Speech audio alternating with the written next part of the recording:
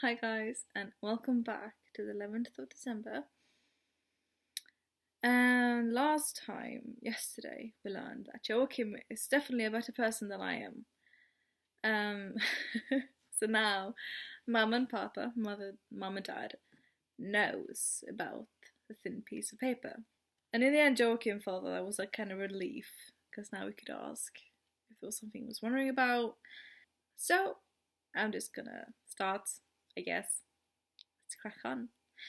Before we start, I would just say that the beginning of this chapter is from December the 10th. Well, I will. You will get it, so it's fine. I just wanted to warn you guys that it's continuing from December the 10th, and when we come to December the 11th, it will say like the next morning. So, The Christmas Mystery by Jostein Gaarder, December the 11th. The rest of the afternoon was spent poring over the scraps of paper that had fallen out of the magic advent calendar. Joachim put them in the right order so that Mom and Papa could read the story. As they read, Papa said, "That's the strangest thing I've ever heard. I wonder how many calendars like this were made." And Mama kept saying, "I've never seen anything like it. Imagine bringing home this advent calendar, Joachim." When it was evening and Joachim had to go to bed, he sat up for a long time staring at the magic advent calendar. And it happened again. It happened again. On the big calendar picture, there were many angels hovering over the sky. Joachim had seen that before, but today he discovered that one of the angels was a cherub. He was quite sure Imperial had not been in the picture until Joachim had read that he flew in spirals down from the tall church tower. "Mama!" he shouted. "Papa!" Both of them came rushing into his room. They were obviously afraid that something dreadful had happened to him. He was a bit shocked himself. "I can see the angel Imperial," was all he said. Mama and Papa turned. Perhaps they thought he had been visited by an angel, but Joachim asked them to look at the picture carefully. "Can you see anything you haven't seen before?" he asked. They peered at the picture. Papa said he might not have noticed everything when the bookseller gave them the calendar. He had been so flustered that he had left his driver license on the counter. For instance, he hadn't noticed that one of the shepherds was holding a shepherd's crook in his hand. "I don't think I had noticed the little angel either," remarked Mama. "Of course not," said Joachim, "because he hasn't been there until now. And that's because it's a magic advent calendar." "Joachim, there's no need to exaggerate," objected Papa. He always liked to seem the most sensible. The last thing Joachim thought about before he fell asleep was that one of the angels in heaven was called Joachiel, almost the same as himself. The next morning, Joachim opened the 11th door in the advent calendar. He had to coax the thin piece of paper out before he discovered a picture of a horse and a rider. He made himself comfortable under the covers and began to read. Today, he did not need to be afraid that Mama or Papa would catch him red-handed, because the secret pieces of paper in the calendar were not a secret anymore. 5 sheep, 2 shepherds, 2 angels, 1 king of the Orient, and a little girl from Norway were speeding up the valley of the Rhine 1,199 years after Jesus was born. They could just glimpse a church tower on the other side of the river. Ethereal told them it was Mainz Cathedral. They paused to discuss the situation.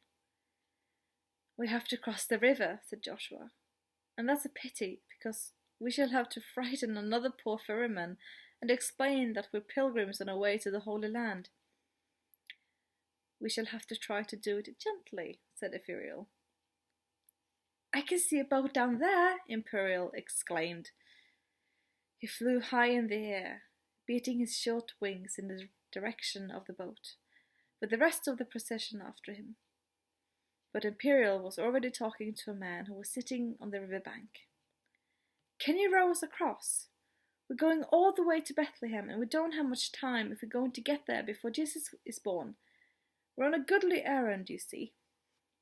Ephriel hurried after him. When he caught up with Imperial, he nodded apologetically at the ferryman.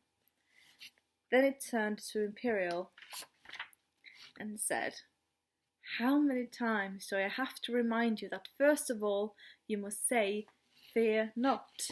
But the ferryman, who was splendidly dressed in a long red cloak, was not scared by the cherub. He turned to Ephriel and said, "My name is Balthasar, second wise man and king of Sheba. I'm going the same way as you." "Then you're one of us," said Ephriel. Still, he scolded Imperial a little. "This time things turned out well, but you must always start by saying 'Fear not.' Don't you realize that many people are terribly frightened when they see one of the angels of the Lord, especially when we beat our wings?" "Sorry," said Imperial. All right, said Ephriel. "But isn't it odd that they should be so frightened just because they've seen an angel?" argued Imperial. "I've never so much as harmed a cat. On the contrary, I couldn't count all the times I've helped a poor cat down from a tall tree. Of course, cats ought to learn once and for all not to climb too high, but when we do come and help them, they're not the tiniest bit frightened. It's always humans who are so terribly nervous." The two wise men embraced. "It's been a very long time," said the one. "And it was a very, very long way from the Rhine," said the other. "But it's very, very, very pleasant to see you again." They had their arms around each other, so it was not easy to say who had said what. But now the whole procession boarded the boat. The kings of the Orient each took an oar and rowed across the river, which was almost as wide as a stretch of ocean. On the other side, Ephriel pointed at the beautiful cathedral. It seemed a little squatter and did not have as tall a tower as many of the other churches they had passed, but it was much older. The year is 1186 after Christ. Work on this cathedral began more than 200 years ago. At that time, almost 1,000 years had passed since the one seed was sown in the earth, so that a field of churches and cathedrals would grow across the whole world. "A whole field of churches," repeated Imperial. "It would be fun to work out how much stone and timber have been used to celebrate Jesus' birth, not to mention how many cakes have been baked or how many presents have been wrapped. Christmas is the world's biggest birthday party, because everybody in the whole world is invited. That's why the party has lasted for thousands of years." Joshua struck the ground with his crook. "To Bethlehem! To Bethlehem!"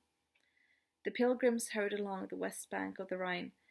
It was very early in the morning, so that very few people would be scared by them. But when they tumbled into the town of Worms in the year of our Lord 1162, they met a rider on horseback. Perhaps it was a soldier who had been out on night duty.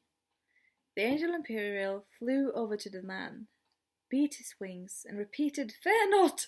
Fear not! Fear not!" Even though he buzzed around the soldier like an excited bumblebee and said, "Fear not!" an enormous number of times, the poor man was extremely scared. He spurred his horse and galloped around some low buildings.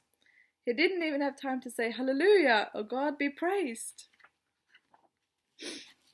Ephriel shook his head in despair and tried to teach the cherub once more.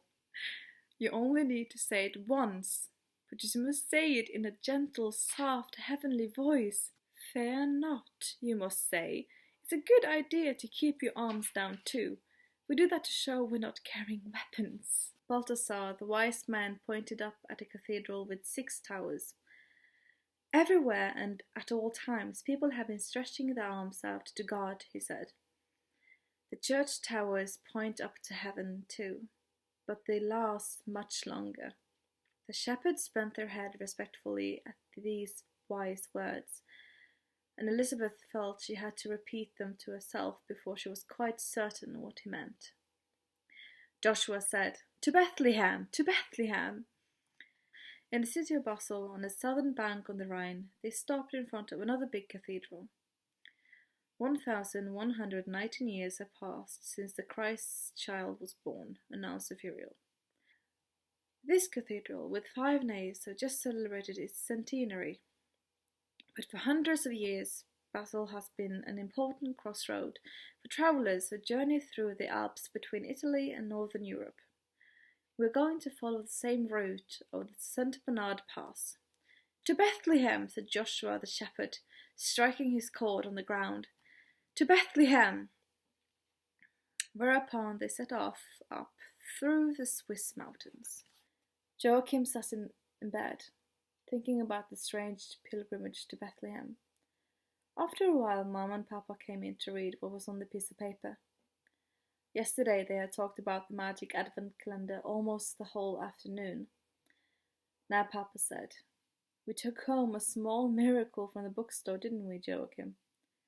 Can you imagine how it was made?" "I think John made it," said Joachim. "The bookseller said something about someone called John, didn't he?" Joachim wondered whether he ought to tell Mom and Papa that he had met John, but he didn't. He thought he had to keep one little secret for himself, because there was something else as well. Sabet, Tabas, Sabet, Tabas. "If a flower seller has made this calendar," said Papa, "he's certainly inventive." Mama agreed. "Yes, he's very imaginative." Joachim sat up in bed. "You said I was imaginative when I told you about Elizabeth and the Furial," he said. "But I'd only read all the scraps of paper that were in the advent calendar." "And now we're saying that the person who made the advent calendar is very imaginative," said Mama. "In a way, it's the same." Joachim shook his head. "He may not be so imaginative if the story is true." Papa laughed. "You don't really think you can run all the way to Bethlehem and far back in time as well?" "Nothing is impossible for God," said Joachim. Nobody protested. Papa thought they should take out a large atlas so that they could follow Elizabeth's journey on the map. He had a historical atlas, a book of maps that showed what all the countries and all the places were called long ago. The same country and the same town had often had many different names, he explained. Suddenly Mama gasped. "Do you remember that old story from way back?" she said to Papa. "There really was a little girl who disappeared from this town while she and her mother were out doing the Christmas shopping. I think she was called Elizabeth." Papa nodded. "It was some time after the war. Was she called Elizabeth?" "I think so," said Mama, "but I'm not sure."